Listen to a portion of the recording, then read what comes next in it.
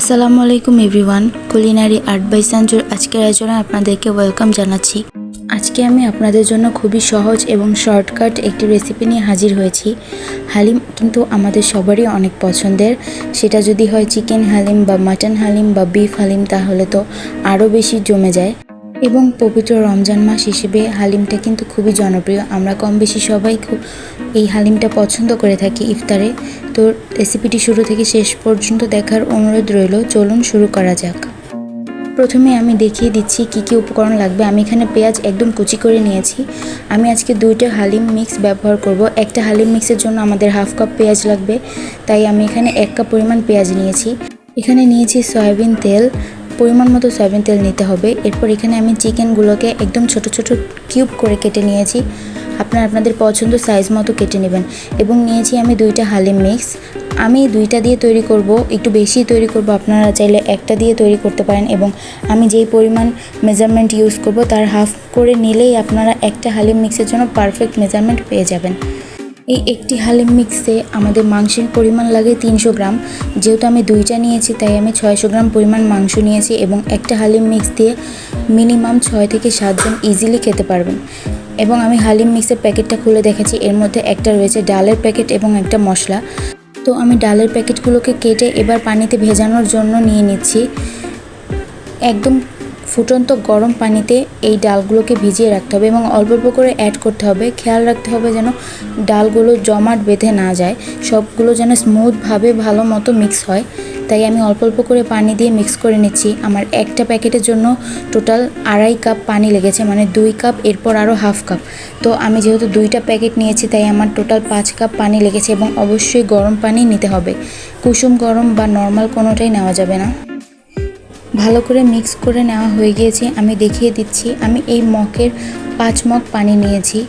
আপনারা যদি একটা হালিম মিক্স তৈরি করেন তাহলে 2.5 মগ পানি লাগবে, আর 2টা করলে 5 মগ। তো এখন আমি এটাকে 30 মিনিটের জন্য এভাবে রেখে দিব। তো আমি হালিমের মাংসটাকে প্রিপেয়ার করে নিচ্ছি। এখানে আমি পেঁয়াজ কুচি নিয়েছি, পেঁয়াজ কুচি নিয়ে ভালো মতো ভেজে নিব, একটু বেরেস্তা টাইপের করে নিব। হালকা বেরেস্তার মতো হয়ে গিয়েছে, বেশি রং আমি আনিনি, হালকা একদম বাদামি নিয়ে এসেছি। এরপর আমি যে স্পাইসগুলো পেয়েছিলাম হালিম মিক্সের মধ্যে সেখান থেকে 2টা প্যাকেটই আমি দিয়ে দিয়েছি। এরপর দিয়ে দিচ্ছি আদা রসুন বাটা। আদা রসুন বাটা অনেকে দেয় না, তবে আমার কাছে মাংসের ক্ষেত্রে আদা রসুন না দিলে ভালো লাগে না, তাই আমি আদা রসুন বাটা দিয়ে দিয়েছি ভরা ভরা 2 টেবিল চামচ। মশলাটাকে ভালো মতো কষিয়ে নিয়ে এবার মাংসগুলো দিয়ে দিচ্ছি। মাংসগুলো দিয়ে ভালো মতো নেড়ে চেড়ে 80% মতো কুক করে নিতে হবে। আমি অল্প অল্প পানি দিয়ে ঢাকনা দিয়ে ঢেকে ঢেকে ভালো মতো মাংসগুলোকে কুক করে নিয়েছি। এবার আমি সেই ভিজিয়ে রাখা ডালগুলো দিয়ে দিব।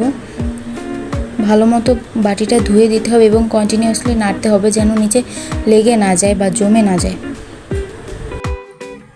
এখানে পানির পরিমাণটা চোখের আন্দাজে বুঝতে হবে, তবে আমার 2 লিটারের মতো হয়তো পানি লেগেছে। বেশি পাতলা না বেশি ঘন না, আপনারা দেখুন আমি কিভাবে নেড়ে নিচ্ছি এবং কতটুকু পরিমাণ কনসিস্টেন্সি রয়েছে। এবার আমি এটাকে ঢেকে ঢেকে ভালো মতো নেড়ে চেড়ে রান্না করে নেব। মাঝে মাঝে নাড়তে হবে, না হলে কিন্তু নিচে লেগে যাবে।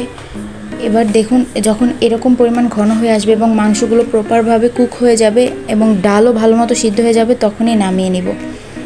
ব্যাস, চিকেন হালিম একদম তৈরি। আমি এখানে বেরেস্তা, শসা কুচি, ধনেপাতা, তারপর লেবুর রস এবং কাঁচামরিচ দিয়ে সার্ভ করেছি। এগুলো না থাকলে কিন্তু হালিমটা অবশ্যই জমে না। আপনারাও বাসায় ট্রাই করবেন এগুলো দিয়েই সার্ভ করতে। রেসিপিটি যদি আপনাদের কাছে ভালো লেগে থাকে তাহলে প্লিজ লাইক, কমেন্ট, শেয়ার করে দেবেন এবং আমার চ্যানেলটিকে সাবস্ক্রাইব করে দেবেন। ইতোমধ্যে যারা আমার চ্যানেলটিকে সাবস্ক্রাইব করেছেন তাদেরকে অসংখ্য ধন্যবাদ। আর হালিম রেসিপিটি যদি বাসায় ট্রাই করে থাকেন তাহলে অবশ্যই আমার সাথে শেয়ার করবেন, আমি অনেক বেশি খুশি হব। এতক্ষণ পাশে থাকার জন্য অসংখ্য ধন্যবাদ। আজ বিদায় নিচ্ছি। আল্লাহ হাফেজ। আসসালামু আলাইকুম।